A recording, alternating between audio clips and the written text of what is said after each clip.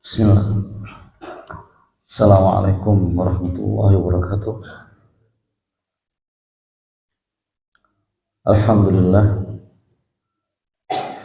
Alhamdulillahi hamdan katsiran thayyiban mubarakan fih kama yuhibbu rabbuna wa yarda. Asyhadu an la ilaha illallah wahdahu la syarika lah wa asyhadu anna Muhammadan abduhu wa rasuluhu amma ba'd. Kaum muslimin jamaah salat subuh rahimani rahimakumullah jami'an. Alhamdulillah, pada kesempatan yang berbahagia ini Allah Subhanahu wa taala masih melapangkan nikmatnya kepada kita, sehingga dari banyaknya nikmat Allah Azza wa Jalla, maka diantaranya Allah Azza wa Jalla memberikan kemudahan kepada kita untuk dapat melangkahkan kaki kita menuju salah satu rumah daripada rumah Allah Azza wa Jalla dalam rangka menjalankan salat subuh secara berjamaah. Maka hal ini termasuk suatu hal yang patut bagi setiap hamba mensyukurinya, karena tidak semua dari kalangan kaum muslimin mendapatkan nikmat yang besar ini. Masih banyak di antara kaum muslimin yang terlelap di dalam tidurnya, melupakan suatu nikmat yang besar, yaitu sholat subuh secara berjamaah. Ya, terkhusus bagi laki-laki. Jemaah sekalian, kembali pada kesempatan ini kita akan membahas tentang amalan harian seorang muslim, di mana amalan-amalan ini akan menjadi pemberat, ya, timbangan seorang hamba ketika di hari kiamat. Allah Subhanahu wa taala adalah pemilik keadilan yang paling adil. Nantinya ketika di hari kiamat seluruh amalan seorang hamba akan dihadirkan, sekecil apapun Allah Subhanahu wa taala akan hadirkan. Wa in kana mithqal habbatin min khardal ataina biha. Walaupun amalan tersebut hanya sebesar biji sawi, Allah Azza wa Jalla akan datangkan amalan tersebut. Terlebih lagi amalan yang dilakukan, amalan yang besar, amalan yang banyak, tentu menjadi timbangan, ya, menjadi bekal bagi setiap muslim, dan Allah Azza wa Jalla akan membalasnya tentunya dengan yang lebih besar dari apa yang mereka kerjakan.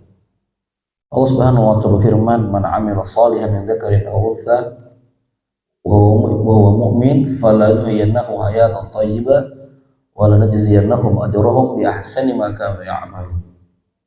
Allah berfirman, "Man 'amila shalihan", barang siapa yang beramal saleh, baik laki-laki ataupun perempuan, dan dia beriman kepada Allah, maka diantaranya Allah Azza wa Jalla akan memberikan kehidupan yang baik ketika di dunia.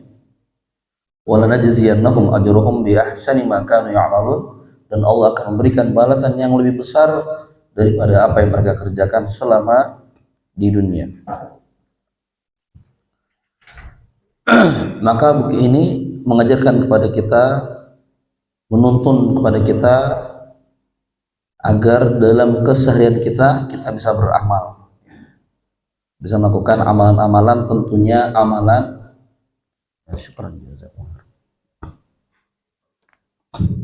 amalan-amalan yang mendatangkan cintanya Allah, yang mendatangkan ridhonya Allah. Sedikit kita membacakan dari awal. Di antara amalan tersebut, yang pertama itu niat, karena niat merupakan syarat diterimanya amalan. Kemudian yang kedua adalah berdakwah kepada orang lain agar mendapatkan hidayah, agar sama-sama dapat melakukan amalan.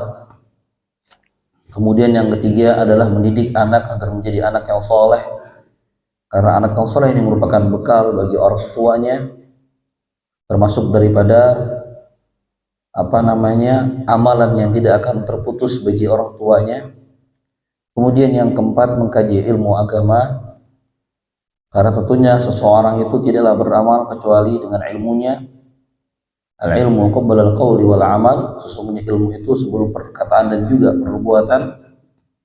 Kemudian yang kelima, berdoa untuk saudaranya sesama muslim dan beristighfar untuk mereka, termasuk amalan yang bisa dilakukan sehari-hari.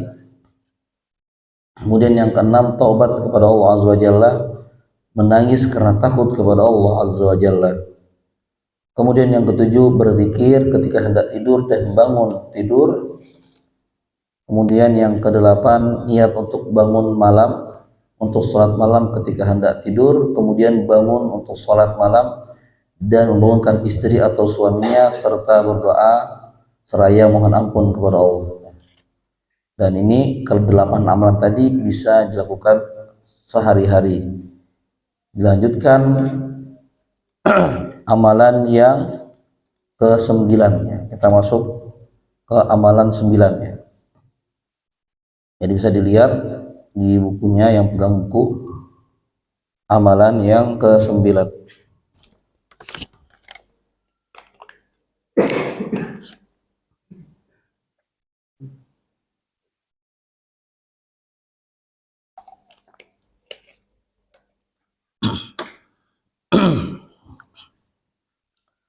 Amalan yang ke-9, memberi makan. Rasulullah SAW bersabda, "Ya ayyuhan nas, afsus salam, wa at'imut ta'am, wasilul arham, wa sallu bil laili wan nasu niyam, tadkhulul jannata bisalam." Nabi SAW bersabda, "Wahai sekalian manusia, sebarkanlah salam, wa'atimut ta'am, dan berikanlah makan, wasilul arham, hubungkanlah tali kekerabatan, wasallu bil laili wan nasu niyam, dan salat di waktu malam ketika manusia dalam keadaan tertidur, maka dengannya kalian masuk ke dalam surga dengan selamat." Jadi dari sekian banyaknya amalan sehari-hari setiap muslim, maka di situ salah satunya adalah memberi makan. Jadi dari sekian banyak amalan yang sehari-hari bisa kita lakukan, yang dalam satu hari bisa kita lakukan, salah satunya adalah memberi makan. Dalam hadis ini menunjukkan bahwasanya memberi makan merupakan salah satu sebab seorang hamba itu masuk ke dalam surga dengan selamat. Jadi memberi makan menjadi salah satu sebab seorang hamba masuk ke dalam surga dengan selamat. Hadis ini Nabi SAW sampaikan ketika Nabi SAW baru pertama kali menginjakkan kaki beliau di kota Madinah.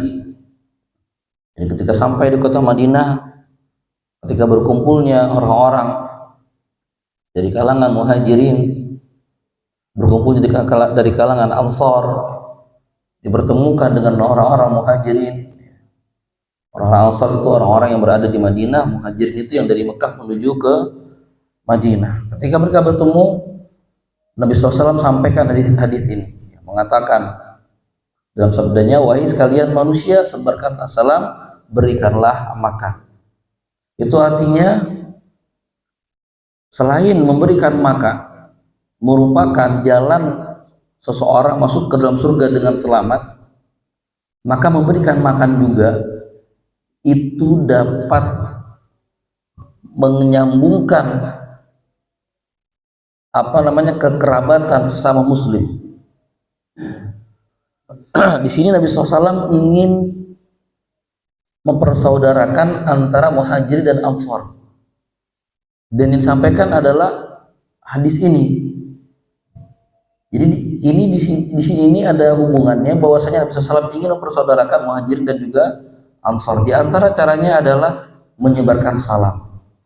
Ini cara bagaimana menimbulkan rasa cinta seorang muslim terhadap muslim yang lainnya.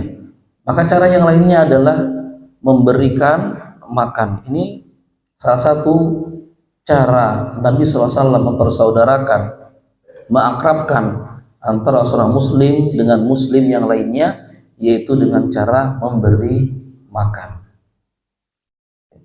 Misal ketika kita lagi dongkol-dongkolnya ini sama tetangga misalnya, tapi tiba-tiba tetangganya yang didongkolin ini bawa semangkuk soto ke rumahnya, yang namanya tetangga ya. Itu spontan ya. Rasa dongkolnya itu hilang. Oh, ternyata dia baik juga ya. Makanya Nabi SAW sampaikan ini, berikanlah makan. Apalagi yang dianterin ini dalam kondisi lapar, lagi mikir-mikirnya nih mau masak apa ya, buka kulkas nggak ada apa-apa, mau keluar kendaraan lagi nggak ada, lagi di bengkel ya, lagi bingung-bingungnya nih mau makan apa, tiba-tiba ada yang nganterin, maka ini menimbulkan rasa cinta dia kepada saudaranya. Jadi ternyata memberikan makan itu dapat memberikan rasa cinta kepada saudaranya. Kemudian terlebih lagi kepada orang yang lapar. Dan memberikan makan termasuk amalan tadi ya, dapat memasukkan hamba ke dalam surga. Ketika disebutkan dalam sebuah hadis dari Barra bin Azib, dia bertanya berkata, Ja'a Arabi ila Nabi SAW. Ada datang seorang Badui kepada Nabi SAW. Kemudian dia bertanya, ya Rasulullah, wahai Rasulullah, alimni amalan yudkhulunil jannah. Ajarkan kepadaku satu amalan yang dapat memasukkanku ke dalam surga. Maka Nabi SAW menjawab, fa'it'amul ja'i, yaitu memberikan makan kepada orang yang lapar. Karena ketika seseorang memberikan makan tepat sasarannya, itu tentu memberikan kebahagiaan di dalam dirinya. Dia akan bahagia, dia senang. Lagi butuh-butuhnya, lagi pengen-pengennya, ada. Terhidang. Ya, sama seperti tadi, mendatangkan kebahagiaan, mendatangkan rasa cinta. Ketika hal itu memberikan makan, mendatangkan kebahagiaan, maka amalan yang dia kerjakan menjadi amalan yang paling dicintai Allah. Nabi SAW pernah bersabda bahwasanya ketika ada sahabat bertanya, ayul a'mali ahabbu ilallah, amalan apa yang paling dicintai Allah? Nabi SAW bersabda, sururun tudkhiluhu ala muslim, kebahagiaan yang engkau berikan kepada sesama muslim. Jadi ternyata memberikan makan itu kandungannya banyak, memudahkan masuk ke dalam surga, memasukkan ke dalam surga, mendatangkan rasa cinta, mempersaudarakan sesama muslim, kemudian memberikan kebahagiaan kepada orang lain. Misalnya ya, lagi pulang dari masjid, lagi lapar-laparnya, tiba-tiba ada yang ngomong kepada dia, ayo ke warung makan misalnya. Oh, Masya Allah ya, langsung bahagia, wah, rasanya senang ya. Rasanya senang, ayo ke warung makan dulu, memberikan makan, mendatangkan kebahagiaan kepada orang lain. Makanya kalau orang Arab itu mereka kalau misalnya makan bareng di restoran ya, itu mereka rebutan yang bayarin. rebutan berdiri untuk ke kasir bayarin. Bahkan sampai tarik-tarikan. Bahkan ada kalanya ya pengalaman saya, masih sementara makan padahal nggak kenal. Nanti setelah makan ada orang yang dekat sama kita, yang dekat makannya, tiba-tiba dia langsung ngomong ke kasirnya, yang itu saya bayarin. Dia pergi. Dia pergi. Nanti pas kita mau bayar, tadi udah dibayar sama orang. Ya, Masya Allah ya. Ini kebiasaan daripada orang-orang Arab itu memberikan makan. Selain daripada yang telah disebutkan tadi, memberikan makan itu menyebabkan seorang hamba terhindar daripada neraka. Jadi di antara cara menghindari nerakanya Allah adalah memberikan makan. Di antara cara seorang hamba menghindari dirinya daripada neraka Allah, memberi makan. Jadi kebalikannya, kalau memberikan makan memudahkan masuk ke dalam surga, maka memberikan makan pula menolak seorang hamba masuk ke dalam neraka. Nabi SAW bersabda, ittaqun nar walau bisaqit tamar. Takutlah terhadap neraka Allah walaupun hanya sebesar sepotong kurma. Bukan satu kurma ya, sepotong kurma. Inilah yang diamalkan oleh orang-orang yang faham memberikan makan. Jadi kalau pengalamannya, kalau di Arab itu ngasih sepotong roti itu biasa ya, ngasih sepotong roti, sepotong ayam itu biasa. Jadi pernah ya, Ustadz saya, ya kita agak cerita sedikit ya, Ustadz saya itu makan di warung makan, ini di Yaman.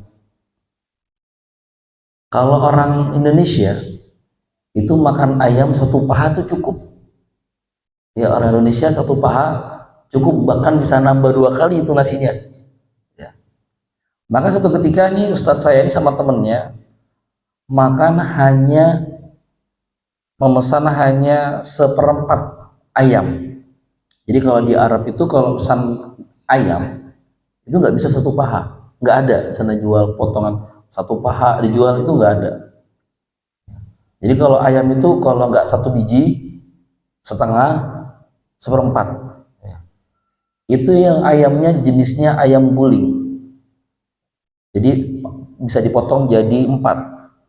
Tapi kalau yang jenis ayamnya ayam yang dibakar di atas bara, yang dipotong jadi 2, yang dibelah 2 kemudian dibakar, itu nggak bisa beli 1/4, minimal setengah. Jadi saat saya ini berdua belinya yang 1/4, makan berdua.